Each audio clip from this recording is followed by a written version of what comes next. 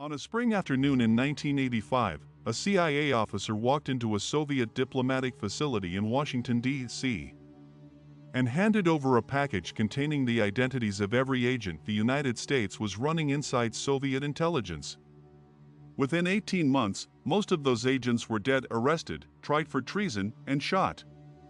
The officer then returned to CIA headquarters, continued his counterintelligence work, attended the memorial services for the men he had sold, and helped write the damage assessments for the very leaks he was causing. His name was Aldrich Ames. He earned $1.4 million. He drove a Jaguar. He passed every polygraph. And no one noticed for 9 years. Aldrich Ames joined the CIA in 1962. His career was, by every internal measure, undistinguished. He drank heavily and visibly. He lost classified documents on a New York subway in 1976.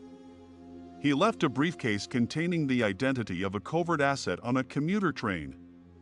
The CIA reassigned him each time.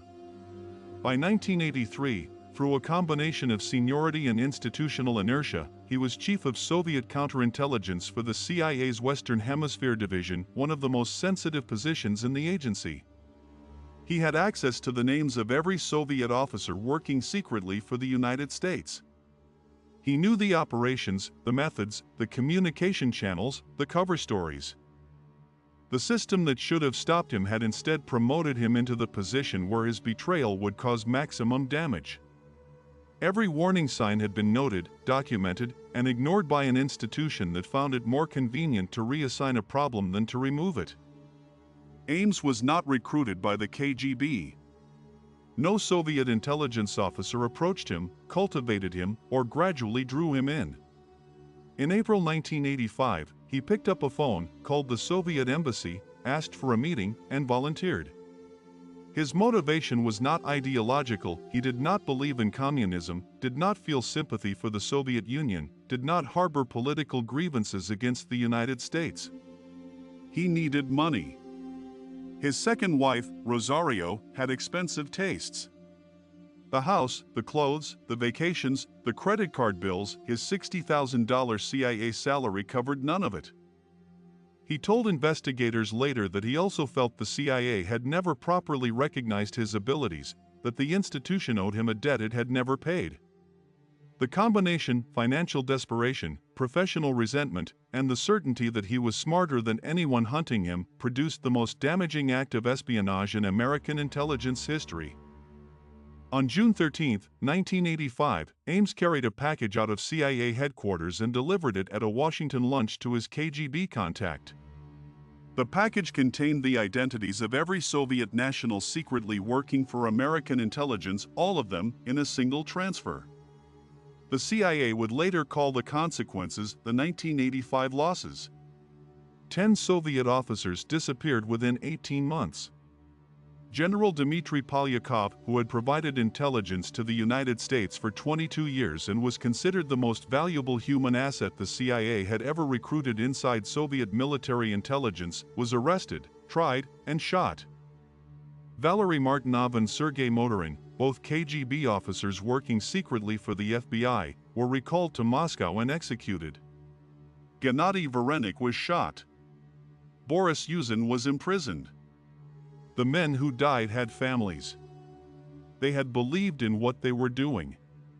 Ames received $50,000 for the package. He spent it quickly. The CIA administered polygraph examinations to Ames in 1986 and again in 1991, both conducted after the catastrophic 1985 losses had already killed the agents he'd betrayed. The 1986 examination flagged anxiety responses. The CIA's security office reviewed the results, accepted his explanation that he was stressed about a personal matter, and cleared him. The 1991 examination was passed with no noted issues whatsoever. Ames later told investigators exactly how he had done it. He slept well the night before, remained physiologically calm during questioning, and reframed each answer to himself in terms he considered technically accurate. He did not find it particularly difficult. The CIA had built an entire security architecture around the assumption that the polygraph could detect disloyalty.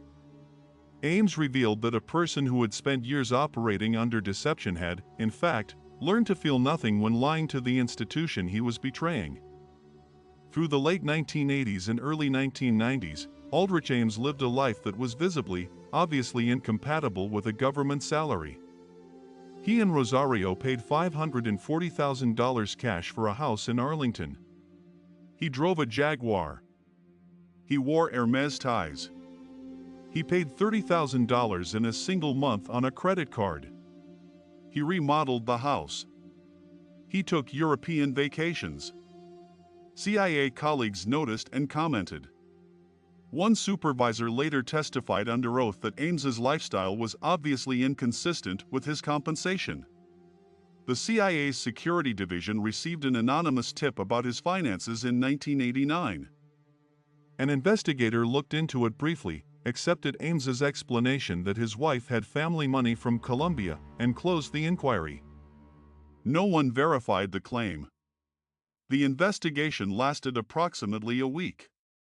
The culture of the institution, the collegial assumption that a CIA man was trustworthy because he was a CIA man, protected Ames for years after the evidence against him was already hiding in plain sight.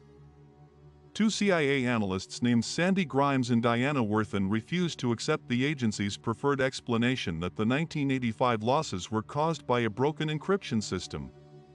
Working with counterintelligence officer Gene Vertefuel in a unit that was chronically understaffed and frequently dismissed by CIA leadership, they built a matrix of every person with access to the compromised operations.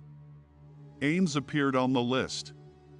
He was investigated superficially and cleared. The unit's insistence that a human source, a traitor, was responsible for the losses was resisted by officials who found it more comfortable to believe the problem was technical rather than personal. In 1991, Grimes pulled Ames's financial records for the first time and compared them to dates of known KGB dead drop exchanges. The correlation was immediate and overwhelming. She later described the moment of realization as physically nauseating, not because the discovery was difficult, but because the evidence had been available for 6 years and no one had looked. In 1993, the FBI joined the investigation and placed Ames under physical surveillance. 4 months, agents photographed his movements, watched his contacts, and began legally accessing his trash. What they recovered confirmed everything: fragments of classified documents, impressions of Cyrillic handwriting on notepad leaves, computer disks summarizing CIA programs, deposit slips totaling $1.5 million with no legitimate explanation. Forensic financial analysis showed that Ames's large unexplained cash deposits correlated with documented dead drop exchange dates going back to 1985. Every piece of the case fit with surgical precision. The investigators' challenge was not building the case, it was prosecuting it without revealing the full extent of what the CIA had lost. They needed to catch Ames in the act, not just prove what he had done. They arranged for a dead drop they knew he would service. They waited in the trees.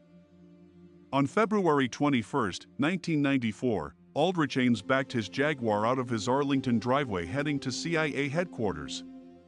FBI agents closed in before he reached the street. He was arrested without incident. Rosario was taken simultaneously. Search warrants executed on the house recovered KGB instructions, cash, classified documents, and computer files detailing 9 years of operational communications. When confronted with the evidence, Ames did not deny it. Agents present at the arrest described him as calm, almost relieved, as though the morning had always been inevitable and he had simply been waiting for it.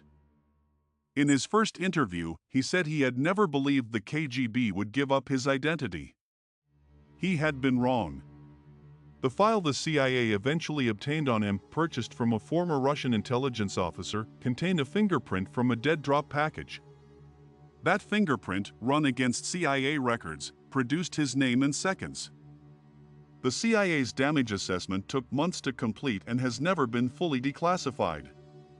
10 deaths are directly attributed to Ames's 1985 package.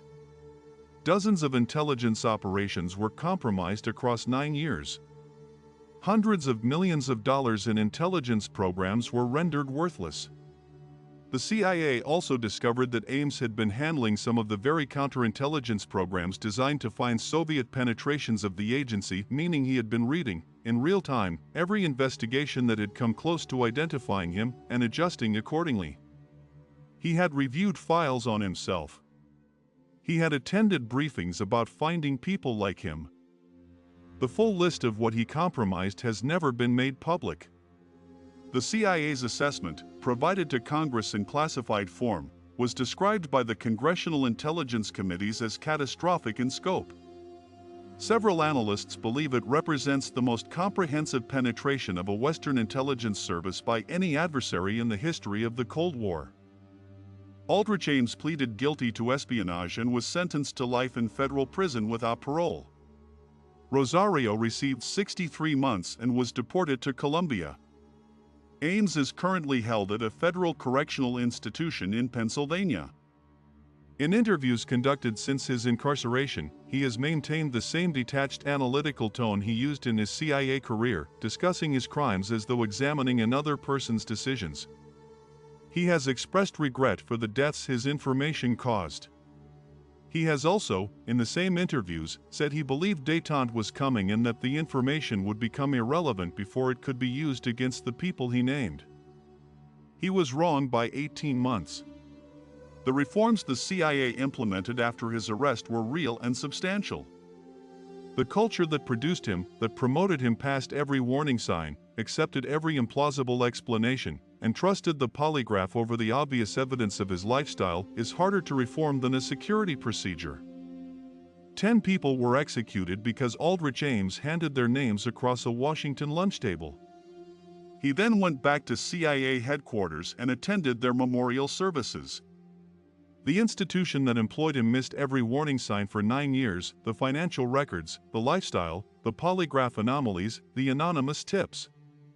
Not because the evidence wasn't there. Because looking at it seriously would have required the CIA to look at itself. Subscribe to Operation Redact. Every week, the betrayals, the cover-ups, and the decisions that the institutions involved would prefer you never examined.